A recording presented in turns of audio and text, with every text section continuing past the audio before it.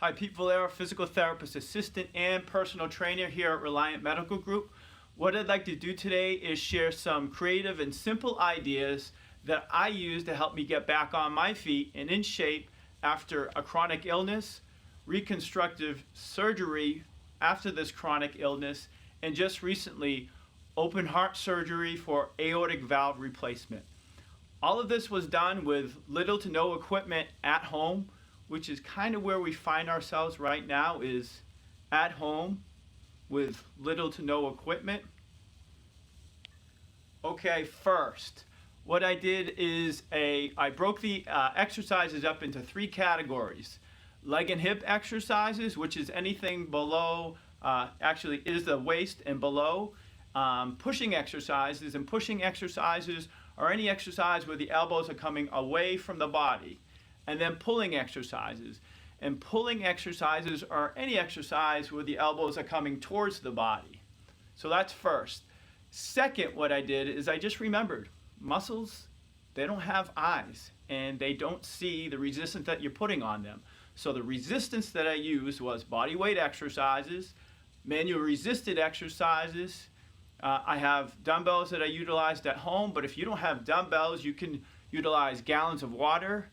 You can utilize bottles of water, or just simply put weights or rocks in a bag and utilize that.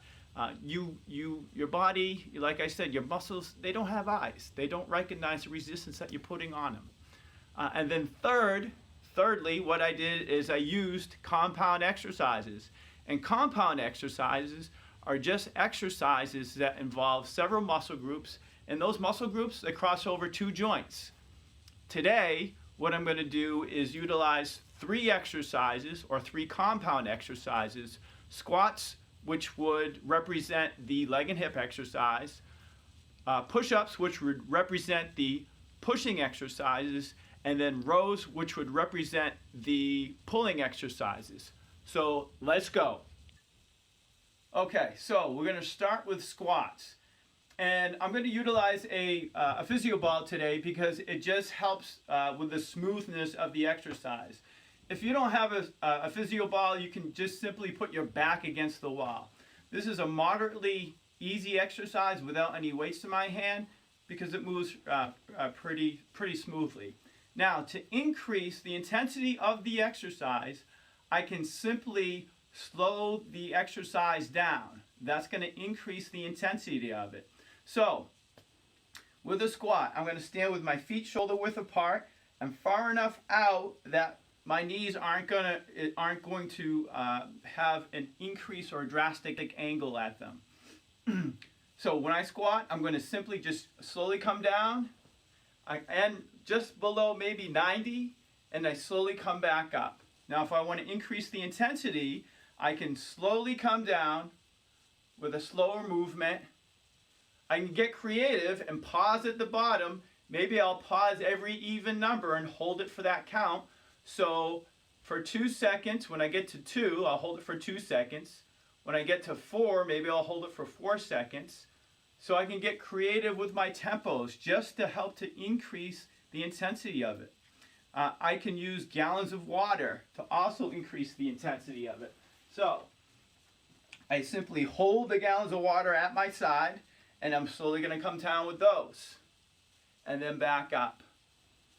If I wanted to make this exercise easier, I could simply hold on to the kitchen sink, have a chair behind me, and slowly squat, holding the kitchen sink, and then squat into that chair.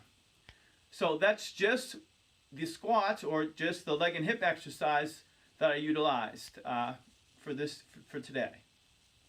Okay, so next is the pushing exercise, which is the push-up. So I'm going to make a push-up moderately easy for myself. For some people, this may not be moderately easy.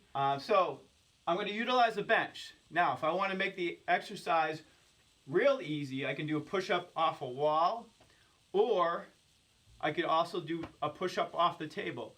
That's one way of making a push-up really easy for somebody. So I'm going to demonstrate a push-up off a bench, which is going to eliminate some gravity and just make it easier for me to do. So I'll stand, my hands are about shoulder width apart. I'm slowly going to come down, touch my chest, and come back up. Now, if I wanted to make this exercise more intense, I can slow the momentum of the exercise down.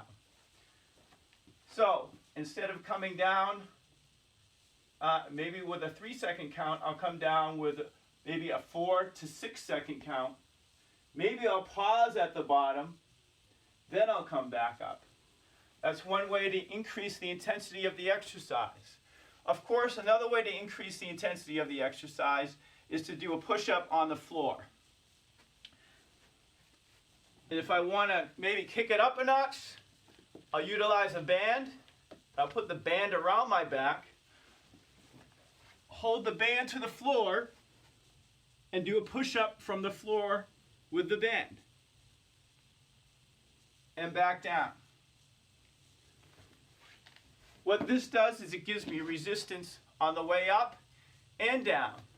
And that's just one way to increase the intensity of a push-up or to make a push-up very easy for somebody. So let's move on to the rows. Okay, so we're on to the row. And what I'm going to utilize for resistance on the row is manual resistance. So I have someone holding the towel here, and they're going to give me resistance.